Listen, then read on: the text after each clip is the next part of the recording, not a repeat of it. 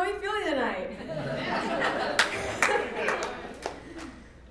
So first of all, I want to thank you all for coming out here tonight and supporting Chief Science Officers. My name is Lauren. I'm the elected Chief Science Officer from Betty H. Fairfax High School in Phoenix, Arizona, but in particular Levine. And my goal as Chief Science Officer this year is to provide bright opportunities to people through STEM, which is science, technology, engineering, and mathematics, as you all probably know. And I wanted to give you a little background on why.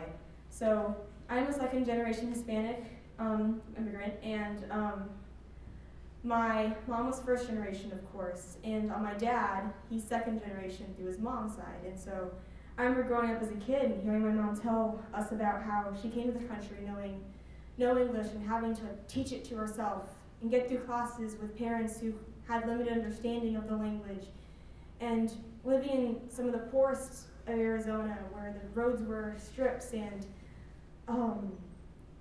having parents that worked so incredibly hard for what little they had, with the dad who, my grandfather, who's nearing 80, still wakes up at 4:30 every morning and doesn't go home until there's no sun left to work, because he wants to provide for the people he's with. And my dad, who was so poor, he of course has family who were strong social advocates and served in the military, but went to school with shoes that were so ripped there were holes and for falling apart, not because he wanted to be fashionable, but because that's how they needed to stretch every penny they had. And so with that in mind, I know they work so hard so I wouldn't have to, but I know at the school that I am, at the school where I am now, that's the real reality for a lot of the students there, is there isn't awareness about economic opportunities that are available to them. And that's where I feel like STEM can make such a transformative and fundamental difference in the way that they look at the workforce and the way that they look at their opportunities. And so just because your parents were a landscaper, just because your parents didn't go to college, doesn't mean that you can't take those opportunities. And so being in the Chief Science Officer program, this is my 4th year. I'm one of the originals, so I also joined in the youngest year possible, which was 6th grade. I've had the opportunity to really take on these kinds of questions, like how do I make that possible? And that's the answer which the Chief Science Officers have helped me so incredibly much with, is a comprehensive approach to the way that we teach STEM education. So in middle school for 3 years at Vista del Sur Elementary, it was captivating and fostering that love of STEM at a young age. In high school, it's having that love of STEM and transferring it to clubs and opportunities so you can get skilled for college, and then also having those STEM professionals come into high schools and say, this is a future that you could engage in. Not only is science so fascinating and wonderful, but it's a real opportunity for you to succeed and break that cycle of poverty.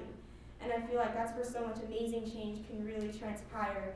And I am so incredibly grateful for the people that have helped make that possible and who continue every day to make that a reality for students like me and in this room. And so that also includes transforming student voice. I feel like really spreading that message of STEM and that we are advocates for our communities and the people we represent. So in this room, there's only 25 delegates, but if you really think about what that means, these are thousands of students being represented in each of these schools, right?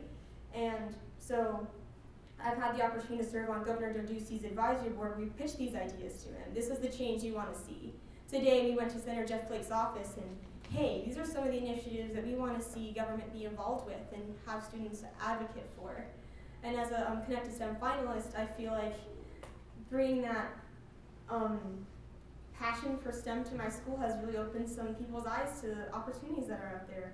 And so once again, I want to thank Chief Science Officers Dr. Jeremy Babenduer and Ms. Susan Freda. She's not in the room and she's not part of Chief Science Officer anymore, but she's been an amazing mentor, and the program has really helped me flourish as a person, a leader, and an advocate.